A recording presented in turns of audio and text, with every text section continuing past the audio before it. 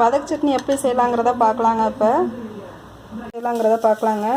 தேங்காய், வெங்காயம், வரமிளகா, உளுந்து, பொட்டுக்கடலை, இஞ்சி, பூண்டு, தக்காளி, கருவேப்பிலை, கொத்தமல்லி, புதினா இதை எப்படி வதக்கலாங்கிறத பார்க்கலாங்க.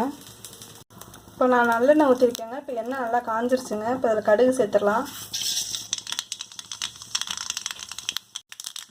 இப்போ நல்லா கடுகு பொரிஞ்சிருச்சுங்க. கொஞ்சோண்டு கருவேப்பிலை போட்டுடலாம். இப்போ வெங்காயம், மிளகா சேர்த்துடலாம். இப்போ பூண்டு, இஞ்சி சேர்த்துடலாம்.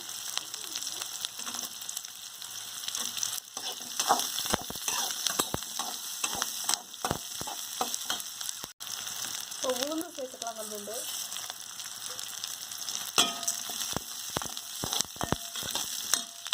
இப்போ நல்லா வணங்கிடுச்சுங்க. இப்போ கொத்தமல்லி, புதினா சேர்த்துடலாம்.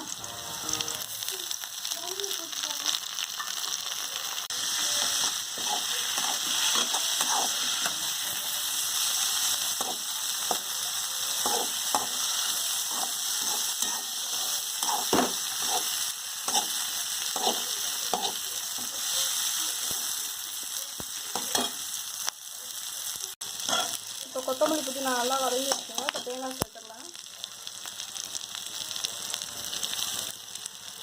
தேங்காய் ஒரு முடி சேர்த்துருக்கேங்க. இப்போ பொட்டுக்கடலை கொஞ்சோண்டு சேர்த்துடலாம். இப்போ தேங்காய் நல்லா வதங்கிடுச்சுங்க. இப்போ இதில் தக்காளி சேர்த்துடலாங்க. நான் மீடியம் சைஸ் தக்காளி 4 சேர்த்துருக்கேங்க. இது நல்லா வதங்கட்டுங்க. இப்போ தேவையான உப்பு சேர்த்துடலாங்க. இப்போ தக்காளி நல்லா வதங்கிருச்சுங்க. இந்த அடுப்பு ஆஃப் பண்ணிடலாம். இப்போ இது நல்லா ஆற ஊற்றி அரைச்சி காட்டுறேங்க. ஓகேங்க, எண்ணெய் நல்லா காஞ்சிருச்சுங்க. இப்போ கடுகு சேர்த்துடலாம்.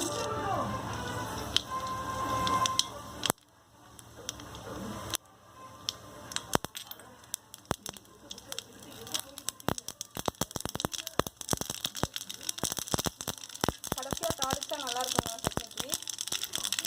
கடுகு இப்போ நல்லா பொரிஞ்சிருச்சு. இப்போ வரமிளகா சேர்த்துக்கலாம். இப்போ கருவேப்பிலை,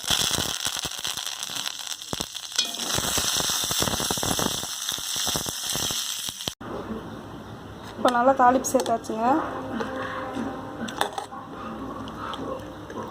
இட்லி, தோசைக்கு சாப்பிட்லாங்க, நல்லாயிருக்கும்.